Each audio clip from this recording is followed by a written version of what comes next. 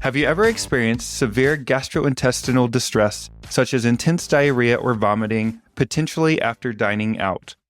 Welcome to The Drip, where we keep your mind hydrated with some science, music, and a mantra.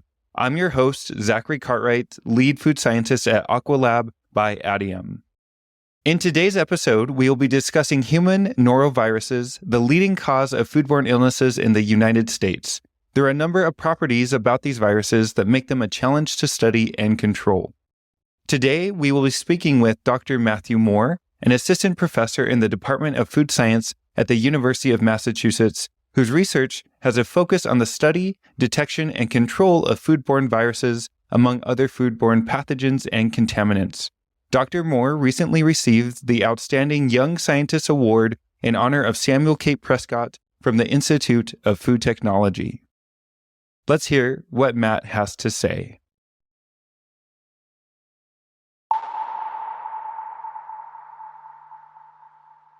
Hi, Matt. Thank you so much for being here on The Drip today. We're happy to have you. What are the most common foodborne viruses, and how do they typically spread? Yeah, that's a great question. So I believe by far in terms of foodborne transmission, human noroviruses are sort of the leader in terms of prevalence. And then I would probably say hepatitis A virus would be number two. These are sort of the two viruses that our lab works on. There's also quite a number of other ones as well that have been linked to foodborne transmission. With respect to noroviruses, as well as hepatitis A virus, they can be spread through the fecal-oral route. So people who, shed the virus in their stool don't wash their hands properly and then prepare food, and then you ingest the food. With human noroviruses, they also can sort of be transmitted directly from person-to-person contact, which actually is the majority of transmission. And it's kind of something people don't think about, but noroviruses can actually also be spread through the air, not necessarily in the manner of like a respiratory virus like coronavirus or influenza, where you would breathe it in and it actually infects your lungs. With human noroviruses, you can inhale it and then actually swallow the virus if somebody vomits, and there are potentially droplets that are remaining with virus in it in the air. So that's suspected to be one potential route of transmission as well. Environmental transmission through, touching a surface and then, eating something is also another sort of means of transmission of noroviruses. What would sort of separate hepatitis A virus from norovirus is that unlike norovirus, hepatitis A virus can also be bloodborne, so spread through sort of bloodborne contact as well, which human noroviruses aren't really thought to be. And in your field, what are some of the misconceptions that you see about foodborne viruses? I think actually, to be honest, at least in terms of like the general population, I think that viruses are actually the leading cause of foodborne illnesses in the United States. Largely because I think it's usually self-limiting, and salmonella, which is the leading bacterial cause of foodborne illness, just because of the way it's transmitted and the way that outbreaks are identified and how severe the symptoms can get sometimes with salmonella. Like you'll see like salmonella EHEC in the news, so it's something people identify. One other thing is like when people hear norovirus, when they've actually heard of it before, they immediately go to cruise ships, which it's true. Cruise ships do actually become places where human norovirus can cause outbreaks and be, really pernicious. But that's actually not the vast majority of norovirus sort of transmission, even in those sort of confined settings where it's really as huge of a concern as like hospital wards or long-term care facilities. So I guess that's maybe a misconception. It's not just cruise ships. Like normally that's how a lot of the folks in the public will tend to hear about norovirus, but actually there's a lot of different ways that it causes outbreaks, and a lot of those largely go undetected.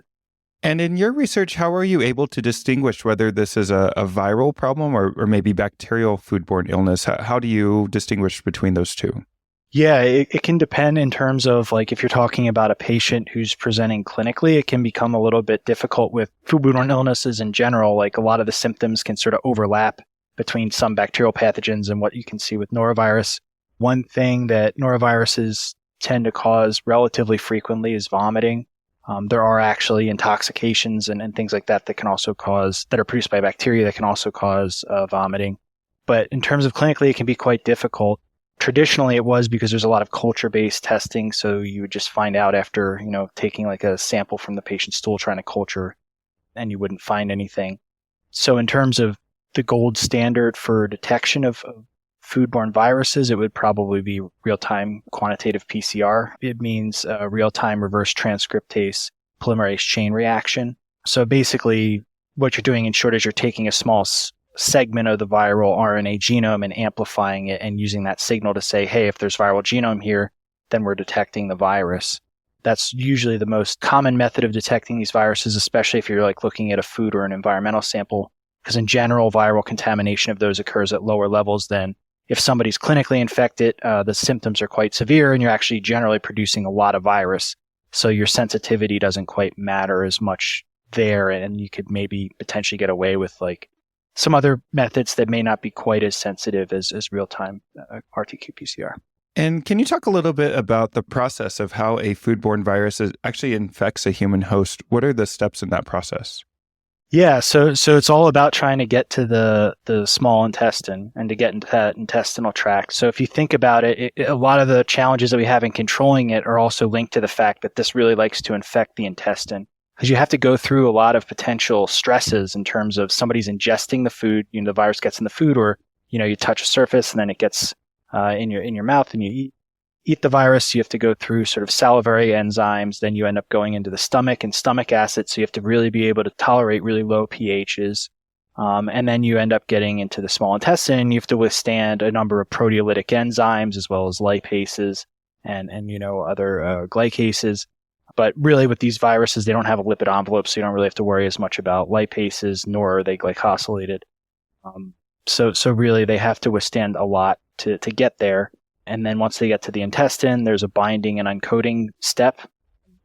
I guess maybe I should take a step back and describe what the virus actually is. So it's basically, you can think about it as this really short 7,500 bases of single-stranded RNA. And it's encapsulated in this sort of soccer ball shaped, really stable protein shell. And that's what the actual virus is. It's extremely small. It's only about 38 nanometers in diameter.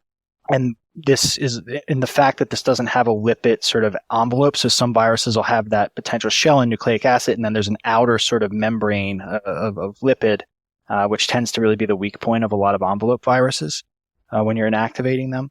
These viruses don't have that, so they're quite stable. And one of the advantages of that is it can withstand some of the really, really harsh stresses that your body will subject to. So that virus is fine hanging out in food or on a surface. You ingest the food.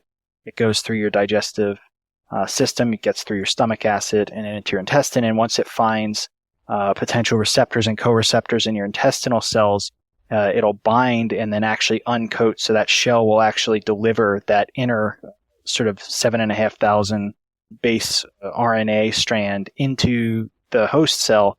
And how noroviruses tend to trick people or trick your host cell is they basically try and disguise themselves as mRNA. And so they get into the host cell. The host cell is tricked into thinking that, hey, this is just another piece of mRNA that I need to translate, and the host ribosome translates it, and then you're just kind of off to the races because it started to translate some of the viral proteins that it uses to hijack the cell and replicate itself and produce more virions. One thing with these, especially with human noroviruses, is that the receptors, co-receptors, and sort of binding factors haven't all been completely resolved, as well as that sort of mechanism of uncoating. And so that's still an active area of research. And there's a lot of really exciting sort of areas of research of things we don't necessarily know with human noroviruses that a number of breakthroughs have kind of enabled that makes it a really exciting field in terms of breakthroughs of studying the technology to study the virus that have happened in the past decade that make it a really exciting sort of virus to study. And I think that's a good segue to maybe talk a little bit about your research and what you do in your lab. So what are some of the goals or projects that you're currently working on?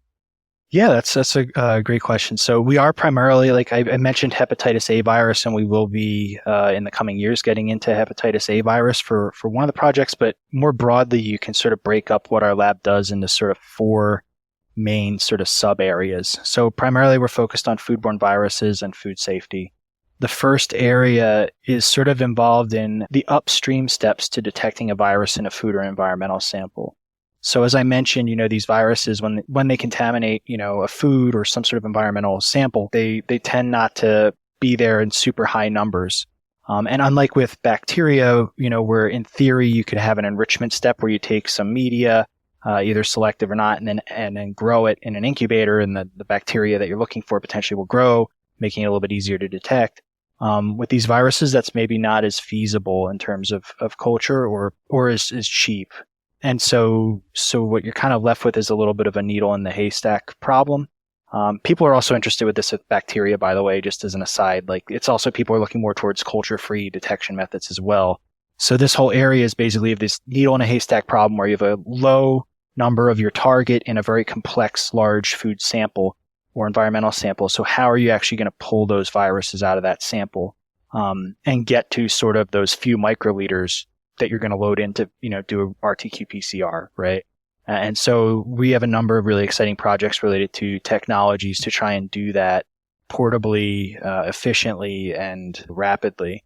So we actually have two really exciting projects. So one of them is through something called magnetic liquids or magnetic ionic liquids, which are sort of these really hydrophobic molten salts that are extremely stable at room temperature. These are basically just, you can almost think of it as like a kind of oil with metal ions chelated to it that are actually, magnetic in property and have a charge. And so it's because of that charge you can end up with separating and capturing these viruses. So we have a number of really promising graduate students who have projects related to this who produce some pretty promising capture, including like capture, upwards of 99% of viruses in a buffer suspension. We're still doing work with that. It's really promising, because when you get any capture over like 30%, that's really exciting.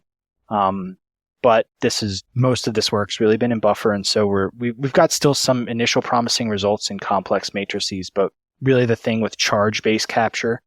So as I mentioned, these viruses behave almost like just proteins in solution. So based on the PI of the viral capsid, they tend to be negatively charged in a neutral solution. So if you have something positively charged, you can try and pull them out of the solution with charge. The problem with a method like that that's really non-specific in that, like, you're not just targeting norovirus. If you have something that's positively charged, it's going to pull a bunch of other negative stuff out of there, is that you might also co-concentrate a bunch of other crap from the food that's going to inhibit, your downstream detection technique. And so that's something we've actually gotten some initially promising results with, even though it is just charge-based, but that we want to continue. There's another variant of sort of a magnetic liquid that's called a deep eutectic solvent. And I'm not a good enough of a chemist, so we partner with a chemist at Iowa State who synthesizes them and can go really into the nuances of them. But it's also another sort of adjunct hydrophobic solvent that actually is also extremely stable, but the way it's synthesized is much more scalable, as well as green in terms of involving sort of plant-based extracts and things like that. And those are sort of the magnetic liquids things that we do.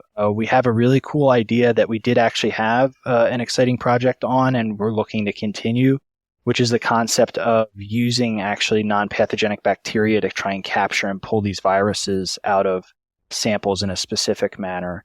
So traditionally, like, people for specific capture, you do something called immunomagnetic separation, where you take magnetic beads and then you coat them with like an antibody that'll bind your target. In this case, it would be norovirus.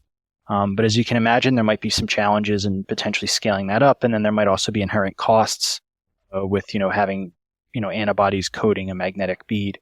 So our thought was, like, could we potentially replace these magnetic beads with bacteria that are presenting peptides that bind the virus on their surface? Because in theory, right, you have bacteria that are, a micron plus in diameter or size, and you could inducibly express a peptide on its surface and just grow up as much as you need, and then just sort of centrifuge it and store it and use it when you see fit. And so we're pretty excited about this because this presents a potentially scalable, low-cost option to capture and pull the virus out of solution. So we have a project where we're trying to engineer E. coli to present peptides that have previously been reported to bind norovirus on the surface of the bacteria to capture and pull it out of whatever your elution, like loot something off of produce or something like that. So those are sort of the concentration sort of technologies that we have. And I think there's still a lot to do in that space. And there's still a lot of really exciting work going on with other technologies that other groups are doing as well. And then sort of linked to that, we have a number of projects that we're really excited about in the downstream detection. So, like, let's just say you've already done that concentration step and you've either extracted the nucleic acid you need, or you've had that volume reduction and you have the capsid sort of in a more concentrated, smaller volume. We have a number of really exciting partnerships with a number of different labs that have really cool bioengineering of different detection platforms, some of which are microfluidic. I would say probably one that we have here that's a really fruitful collaboration and has been for a while has been with another lab in the chemistry department here at the University of Massachusetts. And that's the Min Chen's lab. And she's a researcher who focuses on a subset of specific types of nanopores that we think could have a lot of promise for detecting noroviruses, as well as potentially other really diverse foodborne pathogens. In particular, the nanopore that we have been working on is something called OMP-G, outer membrane protein G. It's actually a porin on the surface of E. coli that's used to sort of transport saccharides and things like that.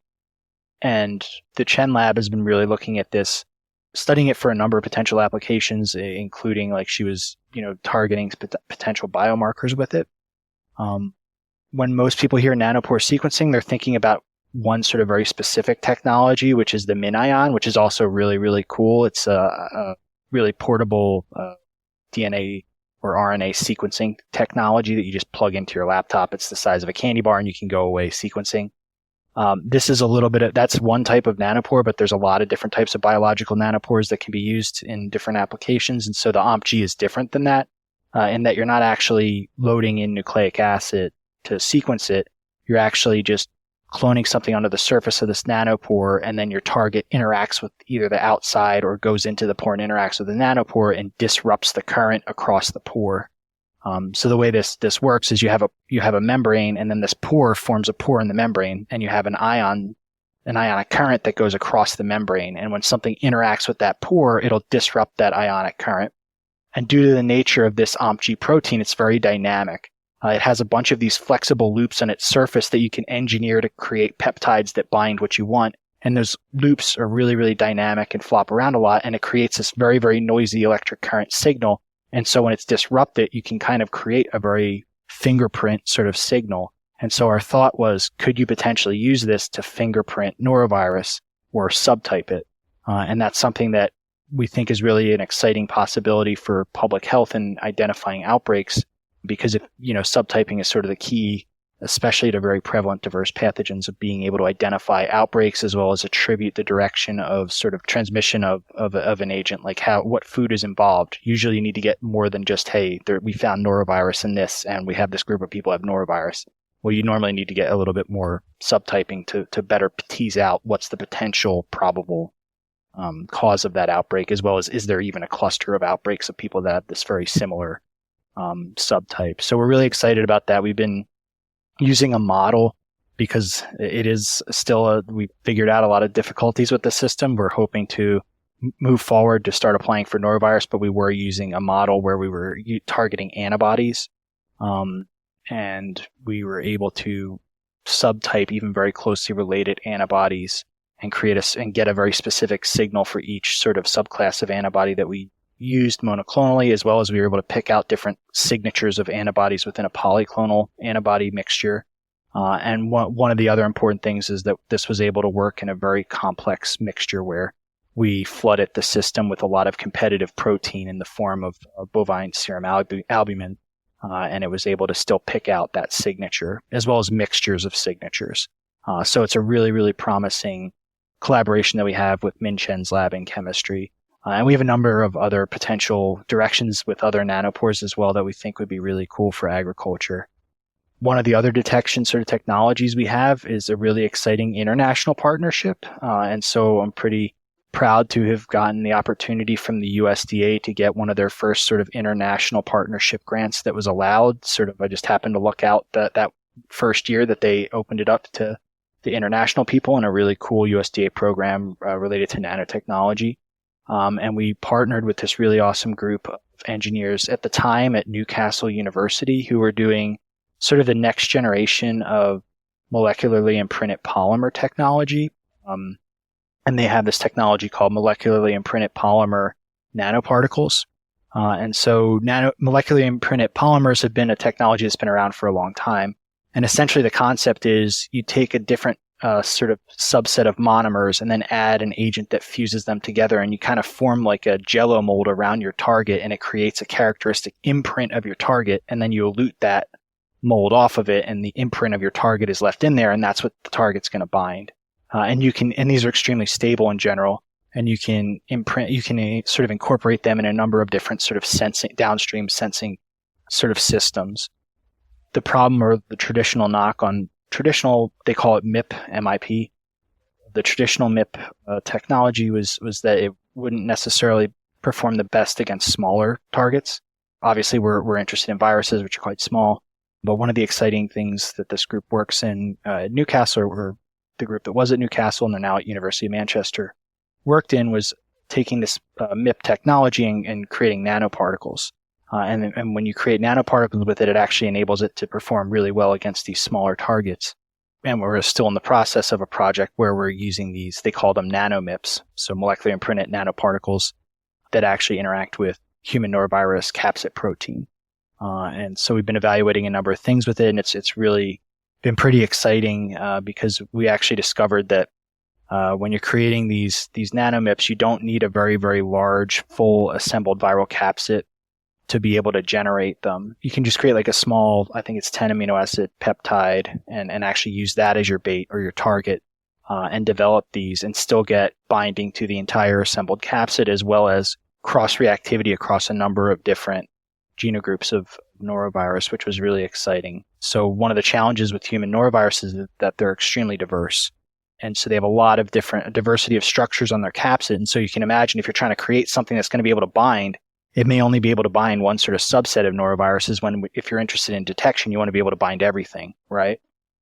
In theory, to diagnose it. So we actually do see pretty good cross-reactivity with it. And we're still getting into the weeds of like understanding how this technology performs against different degrees of relatedness of these viruses. And so that's really exciting because the whole work with non-envelope viruses with this nanomip technology and like its potential selectivity hasn't been teased out as much, as well as the influence of the size of what your target is when you create them on it. So it's a really exciting project. In addition to the concentration and detection, we also have a number of really interesting projects related to control of foodborne illness. A number of the projects have been really fruitful collaborations with my colleague in our department, Amanda Kinchla. And one example of this is an interesting sort of research extension project or set of projects that we have that are related to that are related to the potential misapplication of disinfectants against these viruses. So one of the other challenges with human noroviruses is that if they're not applied properly, a lot of disinfectants may not be the most effective against these viruses. Because if you think about it, like a lot of people when they're applying disinfectants may not clean prior to disinfection or may not allow a proper amount of contact time. And so we have a hypothesis that we're exploring that another lab actually in Japan has already done with some disinfectants and one surrogate, is that if you have these potentially not completely effective treatments of a pool of a relatively high concentration of virus that's deposited on a surface and some survive, could this potentially serve as a selection pressure? So we know these viruses are quite prevalent. We know they're transmitted environmentally, person to person, as well as through foods. So if people are just constantly not killing these viruses, you're potentially applying something called a subfatal treatment. And you could potentially, because it's so prevalent, have some potential serial transmission of those subfatal treatments.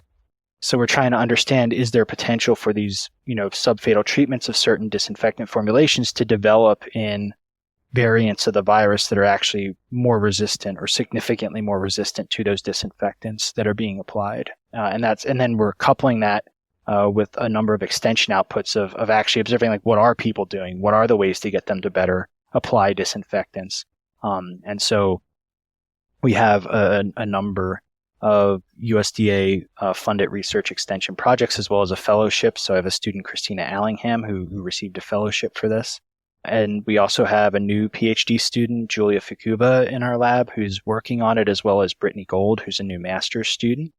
In terms of the concentration work, he's already graduated and at the NIH, but Anand Cerniti did a lot of the really cool bacterial concentration work that we are doing, as well as Minji Kim, who's now a postdoc in my lab.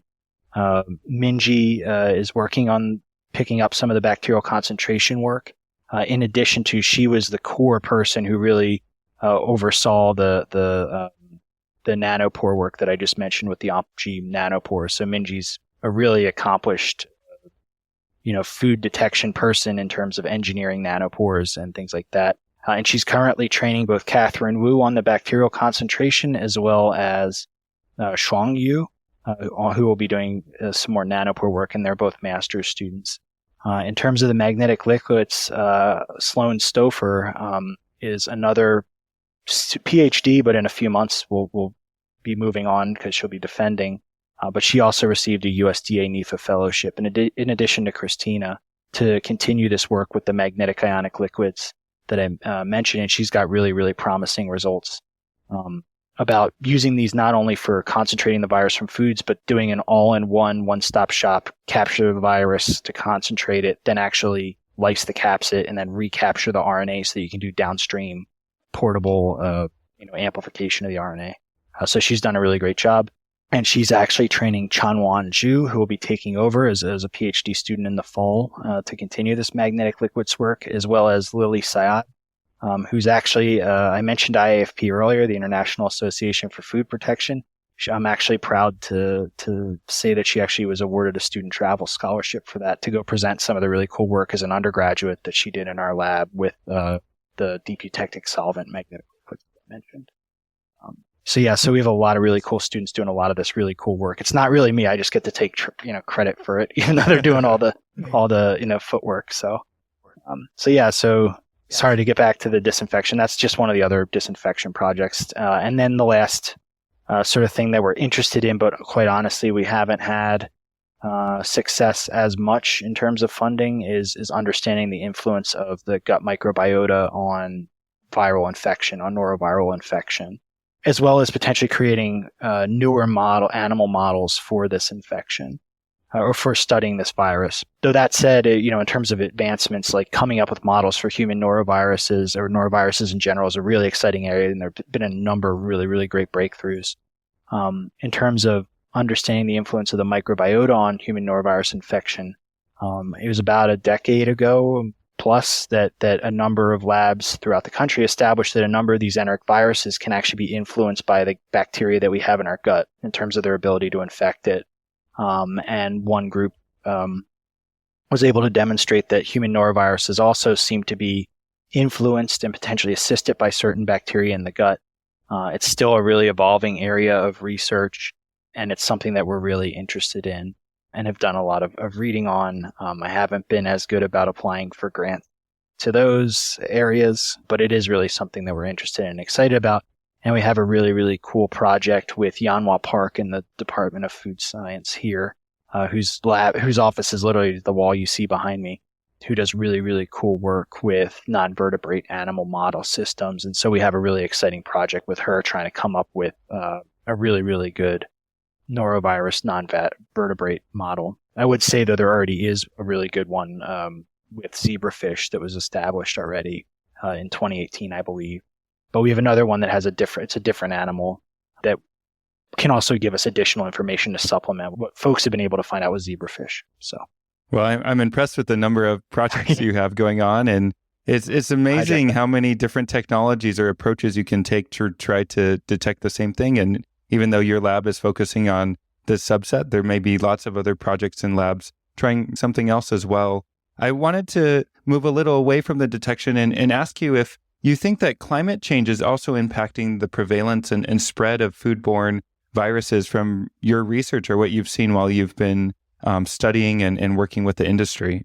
That's actually a really good question. I honestly would have to take some time to think about it. In terms of transmission of these viruses, at least human noroviruses, I would suspect that there could be an indirect influence of this, certainly with bacteria. And then also one thing that we are interested in that nanomip thing I mentioned, the project, unlike it's not a virus, but there's stuff called mycotoxins. So these are potential metabolites that secondary metabolites that fungi, when they grow on certain foods, will produce that can potentially cause chronic in addition to acute illness to people. I think climate change especially, that's one that our lab is really interested in as well. So mycotoxins, I think in the next decade are going to be something that are going to keep showing up on people's radar given just the continuing interconnectedness of our globe, as well as changes in the climate that are going to influence potentially mycotoxin contamination being a challenge, as well as just the inherent challenge of detecting a food safety threat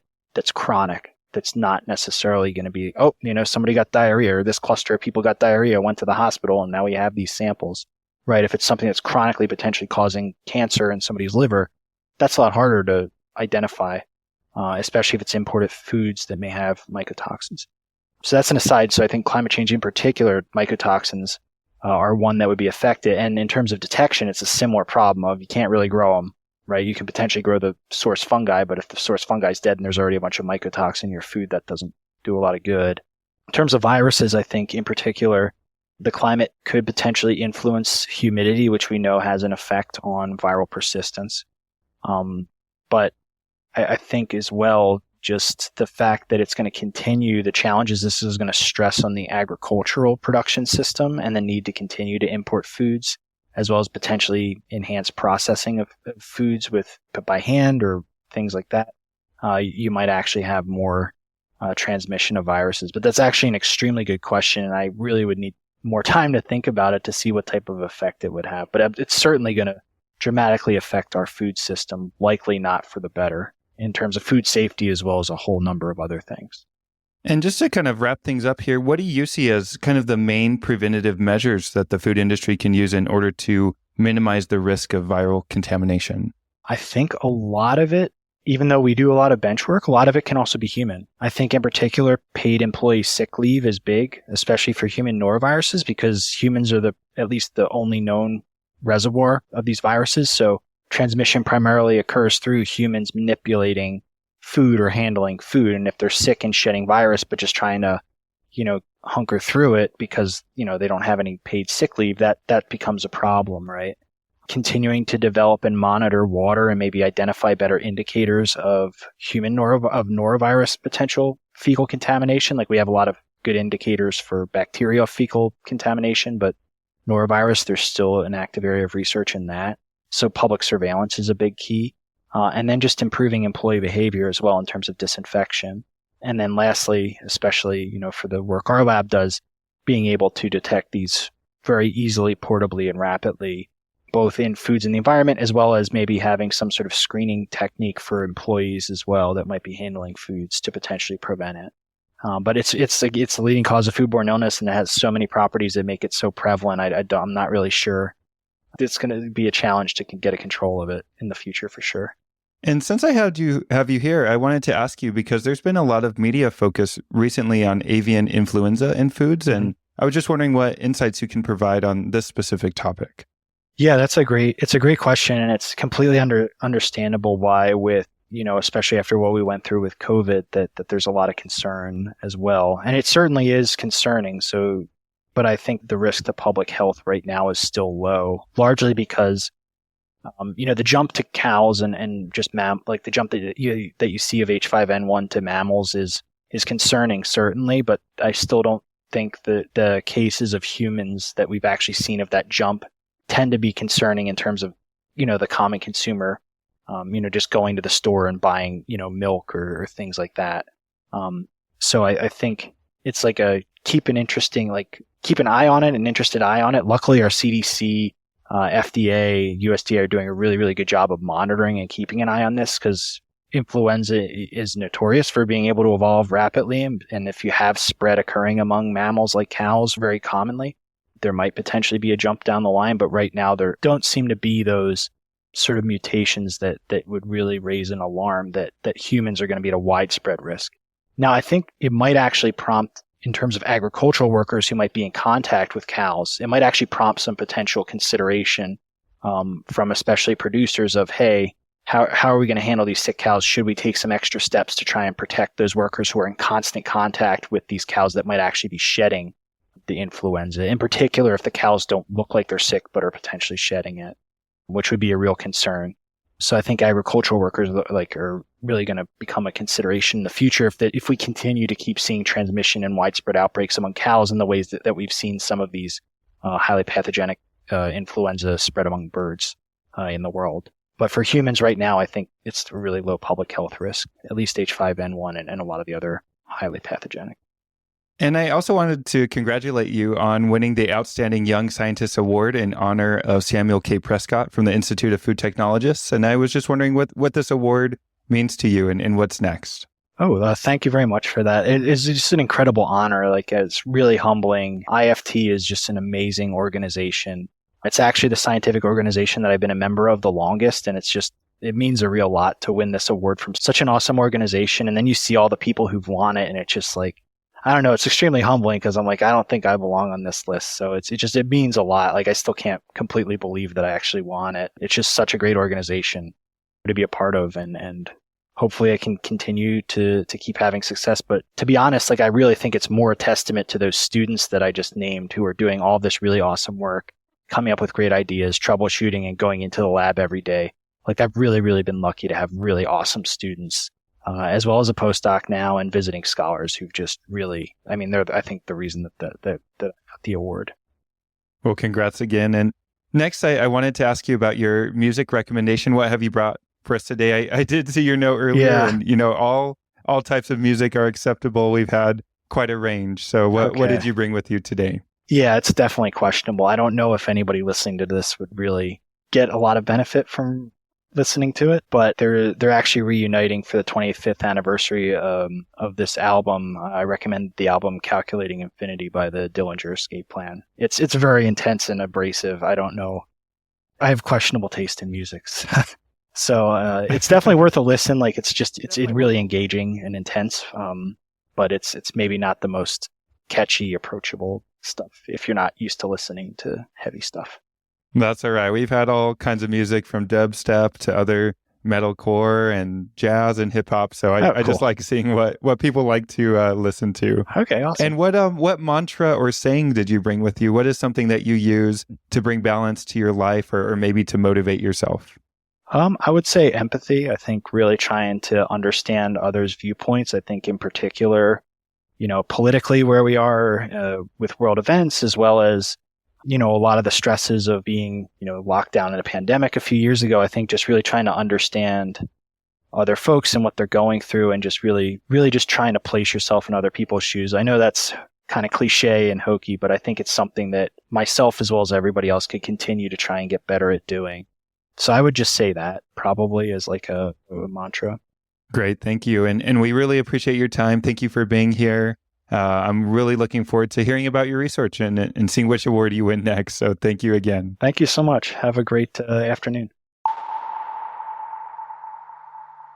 Today's episode is sponsored by AQUALAB. In this episode, we discussed viral contamination of food. Little is actually known about the effects of water on viruses' resistance during food processing and storage. This means that in food engineering, there's a need to further understand the effects of food properties and storage conditions on viruses, including water activity. The relationship between water and pathogenic virus inactivation is further discussed in an article in this podcast description. The article discusses how some things like dehydration, low relative humidity conditions, and freezing stabilize viruses, but how there's still a lot of research that needs to be done. Today's song recommendation is Falling Flying by Grizz. This song is a vibrant and uplifting track that blends elements of funk, soul, and electronic music, creating a feel-good anthem. The song features Grizz's signature saxophone melodies alongside a dynamic rhythm, giving it a euphoric and energetic vibe. If you're looking for a song to lift your spirits, Falling Flying is perfect for injecting positivity into your day. Whether you're working out, hanging out with friends, or just need a boost, this track will give you the energy that you need to feel high on life. Give it a listen. The link to this track is in the description. To round out this episode, I'll be offering another mantra. Feel free to say this to yourself, or maybe just in your head, whatever works for you. This episode's mantra is, I love and respect myself deeply. All right, here we go 3 times. I love and respect myself deeply. I love and respect myself deeply. I love and respect myself deeply. As you keep this mantra in mind, I also challenge you to think about 10 things that you love about yourself, and what is that one thing that you love most about yourself? Thank you so much for listening to this episode. My name is Zachary Cartwright, and this has been another episode of The Drip, brought to you by AQUALAB. Stay hydrated and see you next time.